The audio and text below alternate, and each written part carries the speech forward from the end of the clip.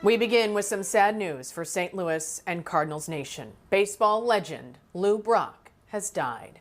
Let's take a live look at his statue outside of Busch Stadium, where fans have already started to leave flowers and cards.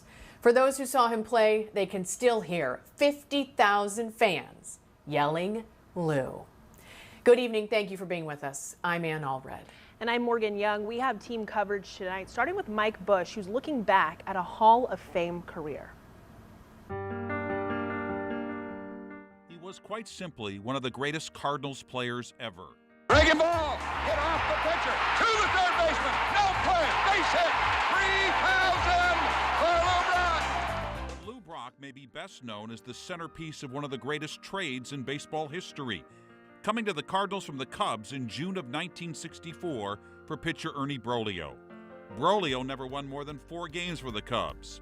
Brock became a first-ballot Hall of Famer, and he once told us he always pushed himself to be the best. One of the things the game demands of you, and that is to bring your A game to the game every day. And sometime when you do, on a day you didn't think you had it, oh man, that was a smile. I got it today. Brock was at his best on the biggest stage. In 3 World Series, his batting average was an astounding .391. And then, of course, there were the stolen bases. Well, I think in a sense, our ball club decided to go to the stolen base. I was really instructed to steal bases. He is still the National League's all-time stolen base leader, and his 118 steals in 1974 is also the league's single-season record. Brock went into the Hall of Fame in 1985 and was a Hall of Famer off the field. Year after year, you could find him helping out good causes, like our baseball camp for kids who are deaf.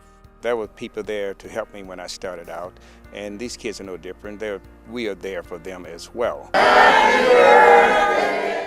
Lou Brock fought through a number of medical conditions over the last few years and passes away at the age of 81.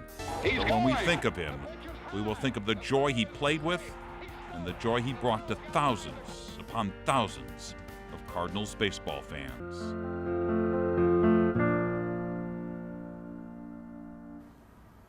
And Frank Cusimano grew up watching Lou Brock on the field and had the honor to interview the legend. And Frank is joining us now. Frank, he was always so generous with his time, would always do a million interviews, always said yes. He was just very patient.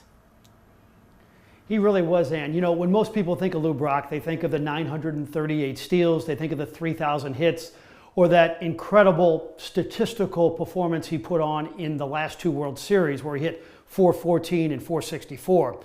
But when I think of Lou Brock, I think of the gentleness of the man and the kindness of the superstar. You know, Ann, he grew up in a time period where it was sometimes very difficult for African Americans in Major League Baseball. And many of his contemporary superstars, like Bob Gibson and like Frank Robinson, had hard outer shells, but not Lou Brock. He was the sweetest and the most gentle superstar I've ever been around. I can remember as an 8-year-old going to summer camp with his daughter Wanda. And one day I asked Wanda, could you bring home my glove and have your dad sign it? The next day, Wanda gave me the glove and it said, "To Frank, best wishes, Lou Brock."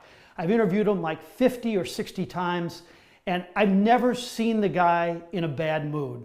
I talked to Dick Zitzman, his agent, and his very close friend tonight, and he said even at the end last week, when it was looking bad for Lou, the first thing he would always ask Dick, hey, how's Bob Gibson doing? How is Bob dealing with his cancer? That's the type of person Lou Brock was. He will always be remembered fondly here in St. Louis. For more on his magnificent career, let's head out to Busch Stadium and check in with Ahmad Hicks. Ahmad, take it away. Thanks, Frank. And how ironic is it that the day that Lou Brock passes away is the day that the Cardinals and Cubs are playing? For those who don't know, the Cardinals acquired Brock from the Cubs in 1964, but it doesn't go without mentioning that the Cardinals didn't accept Mr. Brock right away. That is until they saw him run and when they found out who he was outside of the diamond. As Cardinals Hall of Famer Whitey Herzog describes, he never saw Brock in a bad mood. He says he was kind to everyone, no matter the situation, and former teammate Ozzie Smith also had glowing reviews. Take a listen. In pro ball, and you know, Lou was a class act both on and off the field. He was an easy guy to talk to and was always willing to share his knowledge and stuff of the game. And I think that Lou is what has made Cardinal baseball what it is today. I mean, the excitement that is created he was able to create excitement both with his legs and with his bat, you know. So he was one of the most exciting Cardinals and one of the nicest people you ever want to meet. And coming up in sports, we'll hear from Whitey Herzog on the Cardinals legend and Hall of Famer Lou Brock. That'll do it for me live in downtown. I'm Ahmad Hicks. Let's send it back to the studio. Ahmad, thank you. And a lot of you are responding to this news. You're taking to social media to do it. Mary Maggio Kelly says, stealing base after base, he slid in and then pumped up right safe. Also loved the Brock umbrella, but never owned one. We are seeing so many good memories that you guys are sharing. We have Ray Baird, a true ambassador of the sport, one of the greatest Cardinals to ever wear the birds on the bat. As everyone's so sad about this, there's always the good things that people are saying too. Christina Fry, first game with my dad, excited to see Lou Brock on the mound. And of course, we also have Chris Hess, who says, I never had the pleasure of meeting Lou, but I did get to see him play several times when I was a kid. Rest in peace in your field of dreams. Ann. Morgan, thank you. The National Baseball Hall of Fame is remembering Lou Brock and sent its condolences to his family. Chairman Jane Forbes Clark says Lou and his wife Jackie returned to Cooperstown each summer after his induction in 1985. She says, quote, his smile would brighten induction weekend.